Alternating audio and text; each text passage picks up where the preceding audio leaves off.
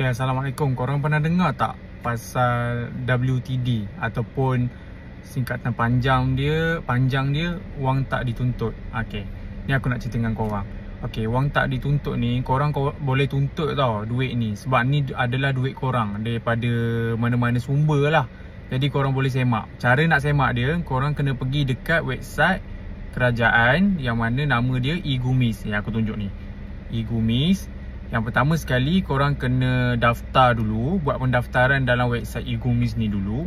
Kemudian bila korang dah daftar, aku nak beritahu pada korang boleh buat semakan IC sebanyak 2 kali sahaja. 2 kali sahajalah untuk semakan sehari.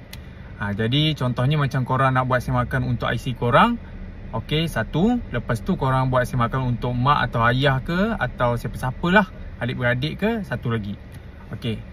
Lepas tu bila dah buat semakan, nanti dia akan bagi tahulah berapa jumlah yang ada dalam tu yang boleh dituntut. Kalau RM1 atau pulanglah pada korang. Kalau korang nak buat tuntutan RM1 pun ikutlah, boleh je.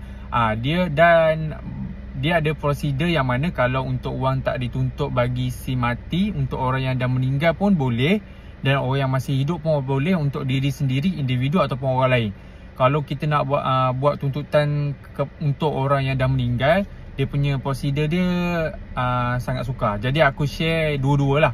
Untuk prosedur yang individu, personal, diri sendiri yang masih hidup, dia mula-mula sekali step dia, bila korang dah daftar kat dalam e-Gumis, korang akan masuk kat dalam website e-Gumis dan masukkan nombor IC. Bila dah masuk nombor IC, nanti dia akan bagi tahu pada korang berapa jumlah yang korang boleh tuntut. Yang baki yang ada lah yang boleh tuntut. Mungkin duit-duit sebelum ni, insurans ke apa semua bagai, dimasukkan kat dalam tu, disekalikan. Okey. Lepas tu cara nak tuntut dia nanti dia ada kat dalam tu, dia bagi tahu macam mana cara dia nak tuntut. Kalau untuk yang masih lagi hidup, prosedur dia ada bagi tahu step dia, masukkan IC, surat beranak dan sebagainya lah. Kalau yang masih hidup, macam mudah lah kalau untuk yang hidup. Ikut je step dia. Dan insyaAllah proses dia, pembayaran dia mengambil masa dalam 1 hingga 2 minggu waktu bekerja lah. Macam tu. Okey, itu yang masih hidup. Okey, terus aku share dengan korang untuk yang dah meninggal dunia. Contoh kalau yang dah meninggal dunia, prosedur dia sedikit sukar lah. Tapi memang korang, macam nak cakap maksudnya yang prosedur yang ni, dia mengambil masa yang sangat lama lah. Sebab yang pertama, bila korang dah buat semakan dekat e-Gumis untuk yang si mati, korang kena prepare untuk sediakan dari contohnya CJ kematian. Nanti dia akan bagi tahu dalam website e-Gumis tu, dia akan bagi tahu apa yang keperluan-keperluan yang korang perlu masukkan ataupun uploadkan kat dalam website tu.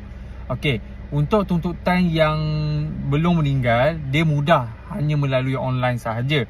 Tetapi kalau yang dah meninggal, dia kena melalui online, dan juga korang kena pergi ke kaunter secara manual. Maksud manual, korang kena isi form. Okey. Yang pertama, bila dah sampai dekat kaunter wang tak dituntut, bahagian accountant, korang boleh google lah. Okey, nanti aku tunjuk ni. Okey, bahagian wang tak dituntut tu. Okey, bila dah pergi ke sana, nanti dia akan bagi form. Yang mana form tu nanti korang kena isi lah. Untuk siapa korang nak tuntut wang dan sebagainya, nombor kad pengenalan yang dah meninggal, apa kaitan dengan kita, lepas tu nombor bank yang nak dimasukkan tu. Contoh kita yang nak tuntut sebagai anak, nak tuntut untuk yang ibu ataupun ayah dia pun boleh juga.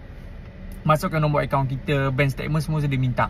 Okey, yang korang kena lampirkan antaranya bank statement korang, CJ kematian arwah, lepas tu surat beranak korang yang tuntut tu, IC, kad pengenalan korang, antaranya lah.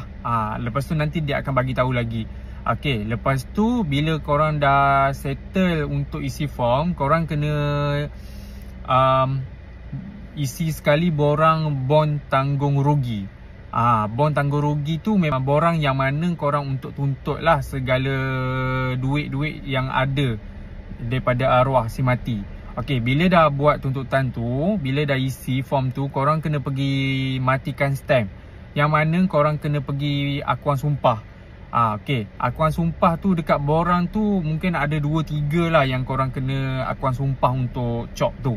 Okey, mungkin mengambil kos dalam lebih kurang dalam 2 ke 30 ringgit lah, sebab dia ada chop-chop dia kan untuk angkat sumpah tu lah, akuan sumpah. Kemudian bila korang dah isi untuk akuan sumpah, okey, korang perlu pergi ke LHDN untuk matikan stamp. Sebenarnya kalau LHDN korang boleh je memohon melalui online. Tapi melalui online ni kadang-kadang dia macam dia tak eco-friendly lah. Minta maaf cakap, sebab aku sendiri ada buat. Dia kurang sikit dari segi dia punya penggunaan dia. Mungkin ada orang yang mahir, ada orang yang kurang mahir.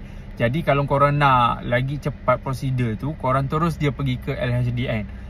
Bila sampai ke LHDN, korang ambil nombor giliran semua. Lepas tu bagi tahu yang korang nak buat matikan stamp untuk wang tak dituntut. Okey, bila dah sampai ke LHDN nanti dia orang akan buatlah untuk wang tak dituntut tu. Tak silap aku lebih kurang dalam RM20 macam tu lah dia orang akan charge untuk proses itulah semua surat borang tu.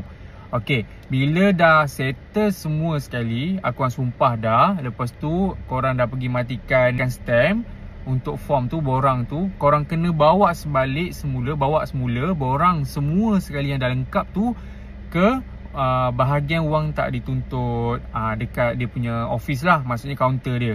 Bila dah bawa ke sana, nanti korang kena hantar ke sana secara sempurna lah. Semua dah chop akuan sumpah, kan, lepas tu dah matikan stamp LHDN, borang pun semua dah full isi, maklumat pun dah photostat IC, CJ kelahiran korang, lepas tu CJ mati, yang SIM mati pun dah ada, kad pengenalan apa semua tu dah ada semua lampis sekali.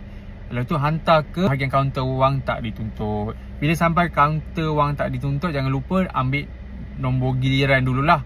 Dah ambil nombor giliran, lepas tu barulah pergi ke kaunter untuk bagi tahu yang dah settle lah semua sekali proses untuk wang tak dituntut. Bila korang dah bagi semua, dan nanti dia akan bagi satu surat pada korang, kecil je macam tu, tak silap aku.